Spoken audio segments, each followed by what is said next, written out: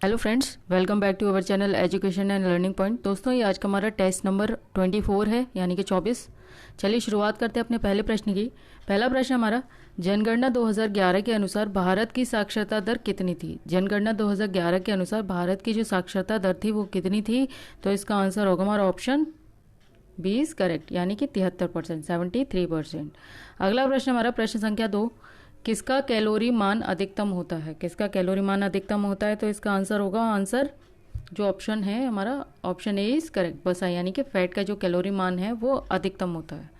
अगला प्रश्न है हमारा प्रश्न संख्या 3, अल्कोहल पानी की तुलना में अधिक वाष्पशील होता है क्योंकि इसका पानी से कम होता है।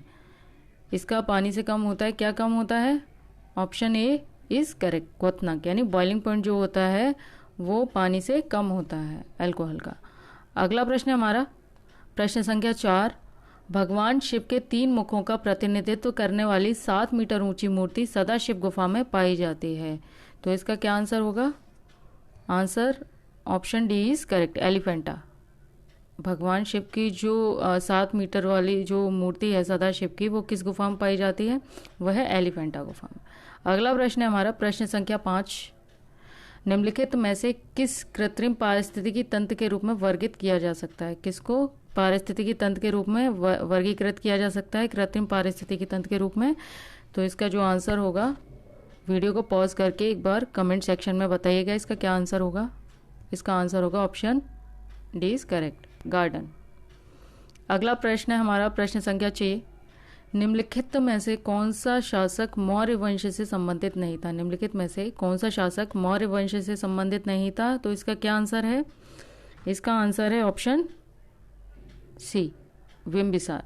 ये जो बिंबिसार था ये हमारा मौर्य वंश से संबंधित नहीं था। ये किस वंश से संबंधित था? ये था हर्यक वंश से संबंधित था बिंबिसार। अगला प्रश्न हमारा प्रश्न संख्या 7, निम्नलिखित में से किसका उपयोग रेयन के निर्माण के लिए कच्चे माल के रूप में किया जाता है? निम्नलिखित में से किसका उपयोग रेयन के निर्माण के लिए कच्चे माल के रूप में किया जाता है? तो इसका क्या आंसर होगा? आंसर होगा ऑप्शन सी इज करेक्ट, यानी सेलुलोज का। अगला प्रश्न हमारा प्रश्न संख्या 8, निम्नलिखित में से कौन सा त्योहार सूर्य भगवान और उनकी पत्नी उषा को समर्पित है? कौन सा त्योहार सूर्य भगवान और उनकी पत्नी उषा को समर्पित है? तो जो लोग बिहार से संबंधित हैं, जो बिहार के रहने वाले हैं, उनको ज़्यादातर इस प्रश्न का उत्तर पता होगा। तो वीडियो को पॉज करके कमेंट सेक्शन में ज़रूर बताएं कि इसका आंसर क्या होगा। तो वैसे मैं इसका आंसर बता दूं, इसका आंसर होगा option C, Chhath Puja. Option C is correct, Chhath Puja. अगला प्रश्न हमारा प्रश्न संख्या, भारत के संविधान का कौन सा अनुच्छेद समान नागरिक संहिता को परिभाषित करता है? भारतीय संविधान का कौन सा अनुच्छेद समान नागरिक संहिता को परिभाषित करता है? तो वो क्या है? Article 44, option D is correct. ये जो आर्टिकल 44 है, इसमें क्या है? इसमें है नागरिकों के लिए एक समान सिविल संहिता। ये आर्टिकल 44 के तहत आता है। अच्छा, आर्टिकल जो 42 है ये इसके अंतर्गत क्या आता है? आर्टिकल 42 के अंतर्गत आता है काम की न्याय संगत और मानवोचित दशाओं का तथा प्रसूति सहायता का उपबंध। ये आ गया हमारा आर्टिकल 42 के अंतर्गत। और जो हमारा आर्टिकल 22 है, इसके अंतर्गत क्या आता है? आर्टिकल 22 में आता है हमारा कुछ दशाओं में गिरफ्तारी और निरोध में संरक्षण। गिरफ्तारी और निरोध में संरक्षण, यानी कुछ दशाओं में। ये हो गया हमारा आर्टिकल 22। और जो हमारा आर्टिकल 24 है, इसके अंतर्गत क्या आता है? आर्टिकल 24 में आता है बाल श्रम, कारखानों में बाल श्रम आदि का निषेध। कारखानों आदि में बाल श्रम आदि का निषेध, बाल श्रम निषेध।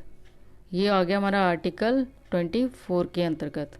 अच्छा, जो हमारा इसका आंसर था वो था हमारा article 44, option D is correct.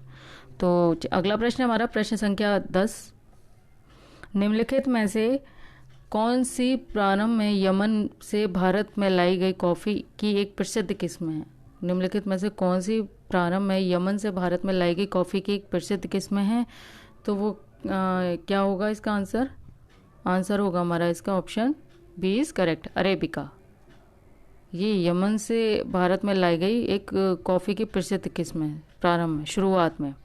अगला प्रश्न हमारा प्रश्न संख्या 11, निम्नलिखित में से किस संगठन की स्थापना ज्योतिबा फूले ने की थी? निम्नलिखित में से किस संगठन की स्थापना ज्योतिबा फूले ने की थी? तो वो की थी, इसका आंसर क्या होगा? इसका आंसर होगा हमारा ऑप्शन डी, सत्य शोधक समाज। इस संगठन ये जो संगठन है इसकी स्थापना की थी ज्योतिबा फूले ने, और किस सन में की थी? ये की थी 1873 में, सत्य शोधक समाज की स्थापना। अगला प्रश्न है हमारा प्रश्न संख्या 12। चेतियागिरी बिहार सांची में मनाया जाने वाला पर्व है। चेतियागिरी बिहार सांची में मनाया जाने वाला पर्व है, तो इसका क्या आंसर होगा? इसका आंसर होगा हमारा ऑप्शन डी, बौद्ध। बौद्धों का जो त्यौहार है वो चेतियागिरी बिहार में सांची में मनाया जाने वाला पर्व है, जो कि इसका ऑप्शन है बौद्ध। अगला प्रश्न है हमारा प्रश्न संख्या 13। भारत में कौन सा राज्य सुंदरेश्वर महोत्सव मनाता है? भारत में कौन सा राज्य सुंदरेश्वर महोत्सव मनाता है? तो इसका आंसर होगा हमारा option B, Kerala. Option B sorry माफ़ कीजिएगा, ऑप्शन सी है यहाँ पर, option C Kerala. Kerala is correct. अगला प्रश्न है हमारा प्रश्न संख्या 14। संविधान सभा की पहली बैठक कब हुई थी? संविधान सभा की जो पहली बैठक हुई थी वो कब हुई थी? वो हुई थी हमारी ऑप्शन ए इज करेक्ट, दिसंबर 1946 में। संविधान सभा की जो पहली बैठक हुई थी वो हुई थी दिसंबर 1946 में। अगला प्रश्न है हमारा प्रश्न संख्या 15। निम्नलिखित में से कौन सा महासागर विश्व का तीसरा सबसे बड़ा महासागर है? तो विश्व का जो तीसरा सबसे बड़ा महासागर है वो क्या है हमारा? Option B is correct, Hind Mahasagar, यानी कि इंडियन ओशियन। ये हमारा विश्व का तीसरा सबसे बड़ा महासागर है। अगला प्रश्न हमारा प्रश्न संख्या 16। निम्नलिखित में से कौन सा वेदों में सबसे पुराना है? निम्नलिखित में से कौन सा वेदों में सबसे पुराना है? तो वो है हमारा option A is correct, Yajurveda. अगला प्रश्न हमारा प्रश्न संख्या 17। निम्नलिखित यूरोपीय व्यापारिक कंपनियों में से किसने सूरत में सर्वप्रथम अपना कारखाना स्थापित किया? जो यूरोपीय व्यापारिक कंपनियां थीं उनमें से किसने सूरत में सर्वप्रथम अपना कारखाना स्थापित किया? तो इसका आंसर क्या होगा? आंसर होगा हमारा ऑप्शन बी इज करेक्ट, अंग्रेजों ने। अगला प्रश्न हमारा प्रश्न संख्या 18। कामरान, अस्करी और हिंदाल किस मुगल शासक के पुत्र थे? कामरान, अस्करी और हिंदाल किस मुगल शासक के पुत्र थे? इसमें क्या आंसर होगा? कमेंट सेक्शन में इसका आंसर बताइएगा, क्या होगा इसका आंसर? इसका आंसर होगा इनमें से कोई नहीं। ये जो कामरान, अस्कारी और ये हिंदाल, ये जो पुत्र थे ये थे बाबर के पुत्र, बाबर के पुत्र। अगला प्रश्न हमारा प्रश्न संख्या जो है 19। ऑरेंज नदी किस देश में बहती है? जो ऑरेंज नदी है वो किस देश में बहती है? वो बहती है हमारी option A is correct, south Africa में। साउथ अफ्रीका में ऑरेंज नदी बहती है, ऑप्शन ए इज करेक्ट। अगला प्रश्न हमारा प्रश्न संख्या 20। भारतीय संविधान का कौन सा अनुच्छेद लोगों के कल्याण को बढ़ावा देने के लिए राज्य को एक सामाजिक व्यवस्था बनाने का निर्देश देता है? फिर से बता दूं मैं आपको, भारतीय संविधान का कौन सा अनुच्छेद लोगों के कल्याण को बढ़ावा देने के लिए राज्य को एक सामाजिक व्यवस्था बनाने का निर्देश देता है? तो इसका जो आंसर है वो क्या होगा? वो है ऑप्शन सी, अनुच्छेद आर्टिकल यानी अनुच्छेद 38। आर्टिकल 38 जो है वो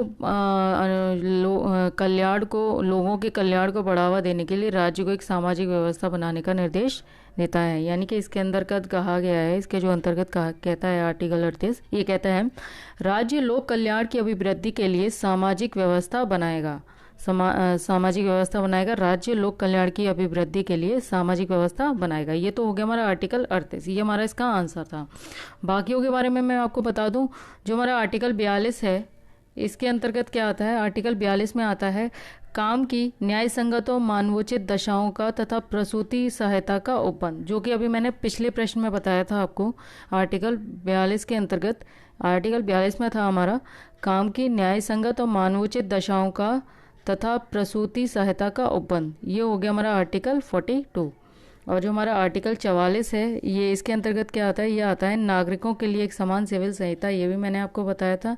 नागरिकों के लिए समान सिविल सहायता, ये आता है हमारा आर्टिकल 44 के अंतर्गत। और जो हमारा आर्टिकल 45 है 45, ये इसके अंतर्गत क्या आता है, ये आता है हमारा 6 वर्ष से नीचे बालकों के लिए निःशुल्क और अनिवार्य शिक्षा का प्रावधान, यानी कि उपबंध। ये आ गया हमारा आर्टिकल 45। फिर से बता दूं, 6 वर्ष से 6 वर्ष के नीचे के जो भी बच्चे हैं या बालक हैं, उनकी निःशुल्क और अनिवार्य शिक्षा का उपबंध, ये हो गया हमारा आर्टिकल 45 के अंतर्गत। तो दोस्तों, आज के प्रश्नों की श्रृंखला हमारी यहीं पर समाप्त हुई। तो चलते हैं अपना क्वेश्चन ऑफ द डे जो हमारा कल का था, मतलब ये जो टेस्ट नंबर 23 का जो हमारा क्वेश्चन ऑफ द डे था, उसका वो क्या था, वो था हमारा मुख्यमंत्री सक्षम सुपोषण योजना।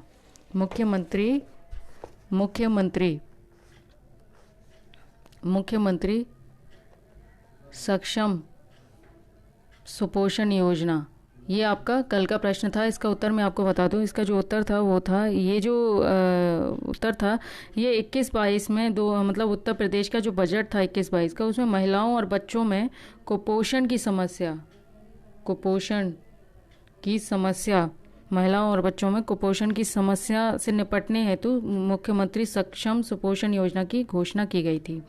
अच्छा, जो ये योजना है, ये 21-22 में क्रियान्वित की गई है, ठीक है। और इस योजना के अंतर्गत ड्राई राशन के साथ साथ आंगनबाड़ी केंद्रों पर पंजीकृत 6 माह से 5 वर्ष तक के चिन्हित कुपोषित बच्चों तथा एनीमिया ग्रस्त 11 से 14 वर्ष की स्कूल न जाने वाली किशोरी बालिकाओं को अतिरिक्त पोषण प्रदान किया जाएगा इस योजना के तहत।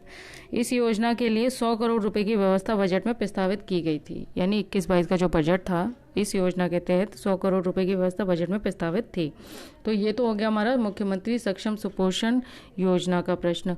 अच्छा, हमारा जो आज का प्रश्न क्वेश्चन ऑफ द डे है वो क्या है, वो है हमारा क्वेश्चन ऑफ द डे है हमारा, भारत की महारत्न कंपनियों में कितनी कंपनियां शामिल हैं और हाल ही में कौन सी कंपनी इसमें शामिल की गई।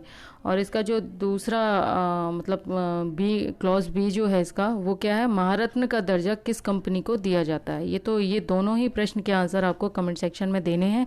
तो हमारे प्रश्नों की श्रृंखला यहीं पर समाप्त हुई। तब तक के लिए नमस्कार।